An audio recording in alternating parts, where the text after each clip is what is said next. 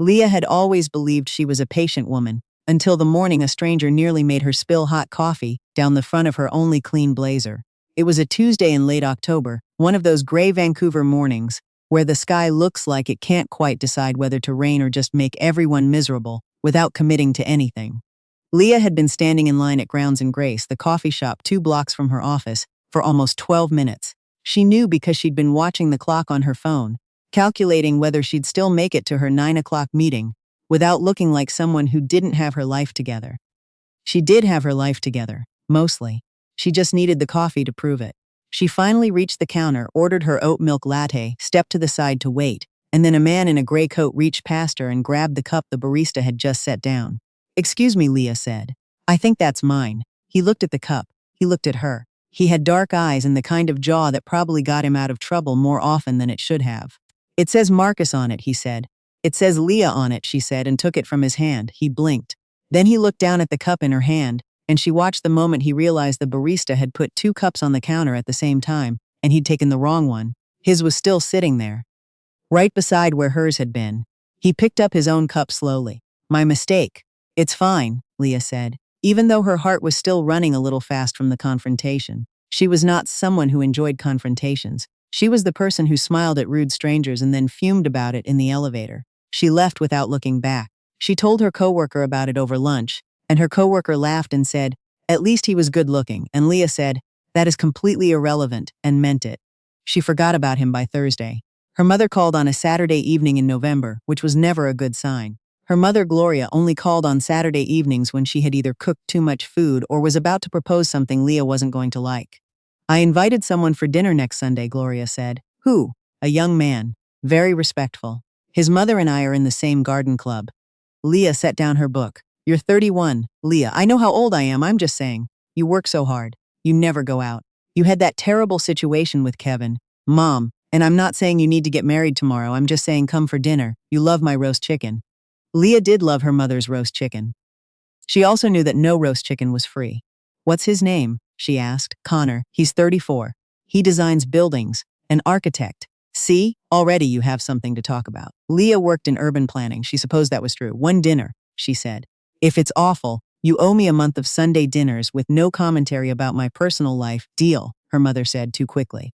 Gloria had clearly already decided how this was going to go. Leah arrived at her parents' house in Burnaby at exactly 5 o'clock, which she always did, because she was her mother's daughter in spite of everything. She'd worn a dark green wrap dress and her good earrings, not because she was trying to impress anyone, but because her mother would notice if she didn't. Her father, Ted, opened the door and gave her a hug that lasted a beat longer than usual, which told her he knew about the dinner plan and felt slightly guilty. "She means well," he said quietly, as he took her coat. "She always means well," Leah said, equally quiet. The house smelled like roast chicken and her mother's good candles. Leah followed the voices down the hallway toward the kitchen, and she heard her mother laughing at something.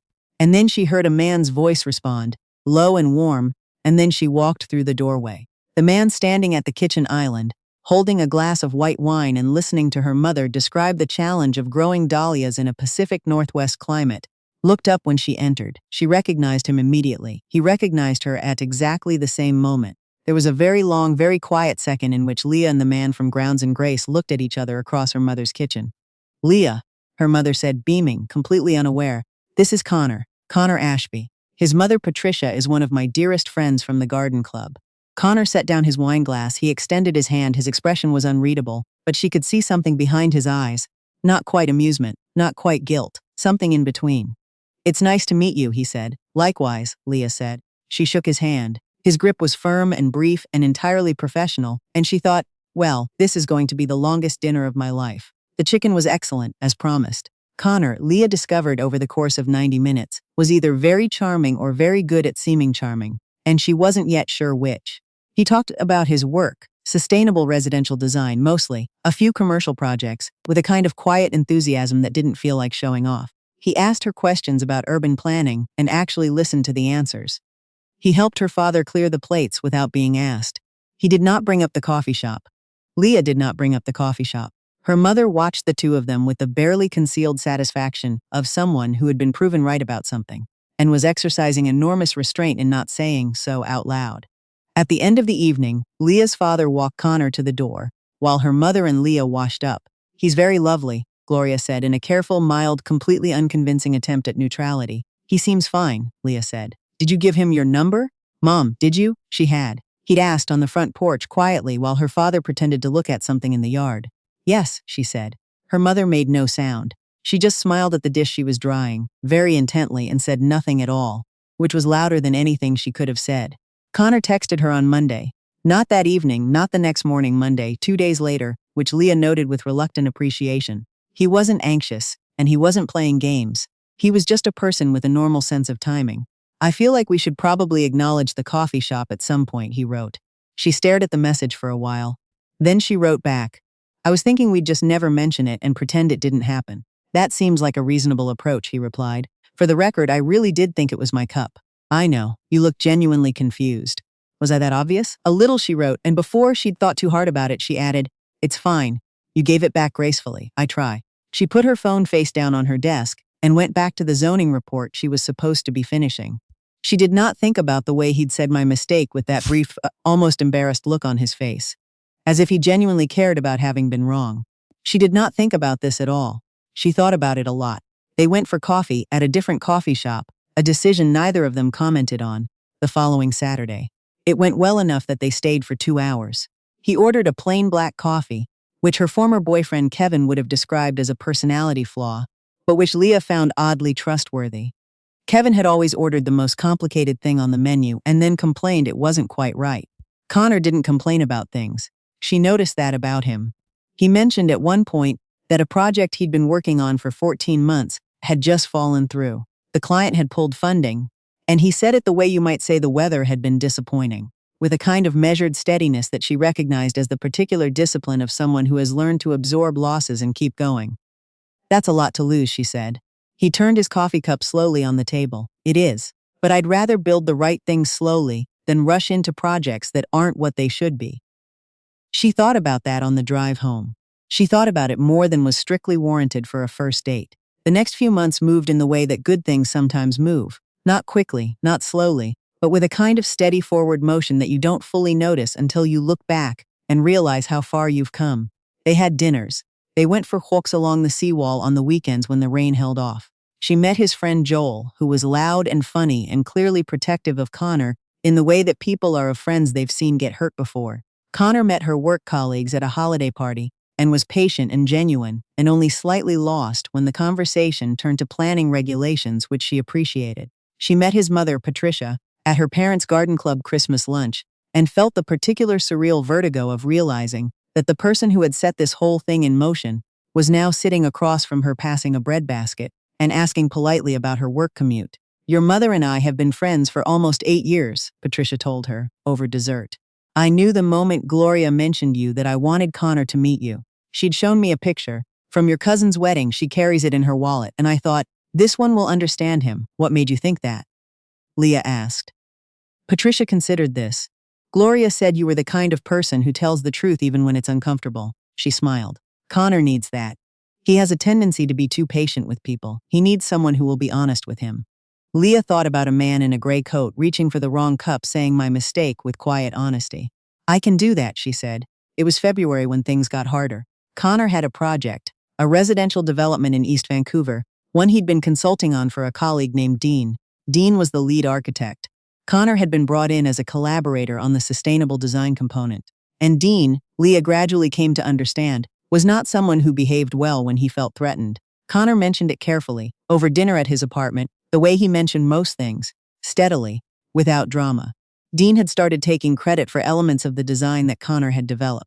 In meetings with the client, he positioned himself as the sole visionary. He'd begun seeing Connor's supervisor on emails in ways that were engineered to look supportive, while subtly undermining the impression that Connor was contributing meaningfully. "Why are you still on the project?" Leah asked. "Because I built half of it," Connor said. "And if I walk away, Dean gets all of it." She understood that. She also knew that the situation was costing him something, not just professionally, but in the quieter way that protracted unfairness cost people. She could see it in the set of his shoulders on the evenings he came from a long day of working alongside someone who was trying to erase him. "Document everything," she said. "Every email, every design file, every meeting where you contributed. Not for now, for later when it matters." He looked at her. You sound like you've done this before. I've worked in municipal government, she said. I've seen what happens when people don't protect their own record. He nodded slowly. He didn't say she was right. He didn't need to. She helped him organize 4 months of documentation on a Sunday afternoon in March, sitting on his living room floor surrounded by printed emails and annotated design files.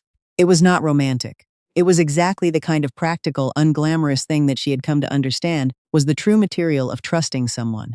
The project concluded in April. Connor presented the sustainability components to the full client team, documented and attributed clearly enough that Dean's attempts to minimize his role were visibly quietly insufficient. Connor's firm recognized his contribution. Dean moved on to another project. The whole thing resolved with less drama than Leah had braced for, which she supposed was the point of doing the unglamorous work in advance. She told her mother about it one Sunday, and Gloria listened carefully and then said, "He let you help him, yes. Kevin never let you help him with anything," Gloria said simply. "He always had to manage everything himself." Leah hadn't thought about it in those terms, but she recognized immediately that her mother was right. Kevin had been grateful for her presence and resistant to her input, and she had spent 4 years feeling vaguely decorative in her own relationship. Connor asked her opinion and then actually factored it into what he did. It sounds like a small thing. It wasn't. They got engaged on a Tuesday evening in June, which surprised her because she'd half expected it to be something orchestrated. A restaurant, a view, her parents somewhere nearby with her mother barely containing herself.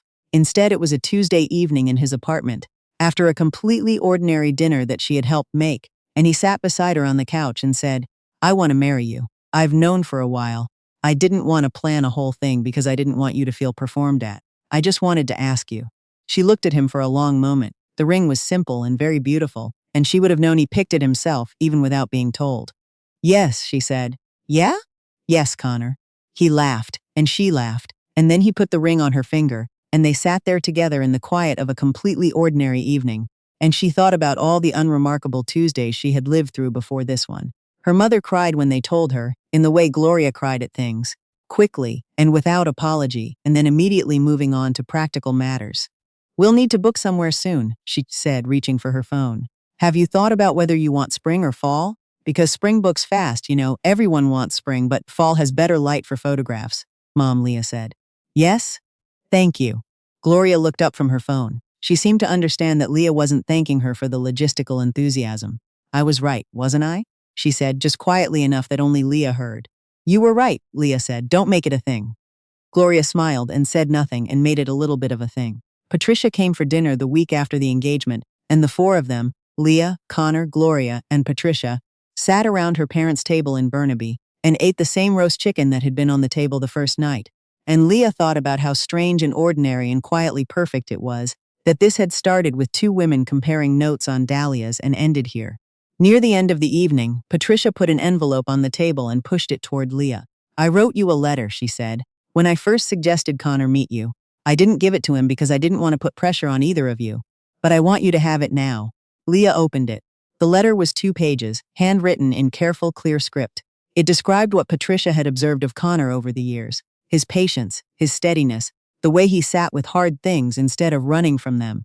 It described what Gloria had told her about Leah, her precision, her honesty, her capacity for the particular kind of loyalty that doesn't announce itself. And then at the bottom of the second page, Patricia had written, "I am not a person who believes in arranging other people's lives. But I do believe in paying attention. And when I paid attention to what Gloria told me about her daughter, and to what I know about my son, I believed, as I rarely allow myself to believe, that these were 2 people who would make each other better. Not easier, better. That is the rarest thing I know of." Leah reached the end of the letter and sat for a moment without saying anything. Connor was watching her with the careful attention he gave things he cared about. She folded the letter back along its creases and held it in both hands. "She's right," Leah said to him. "We make each other better." He reached across the table and covered her hand with his. Outside, through the kitchen window, the June evening was doing what Vancouver evenings sometimes do. Going gold at the edges, unhurried, as if it had decided to be beautiful without needing anyone's permission. Her mother was already suggesting spring.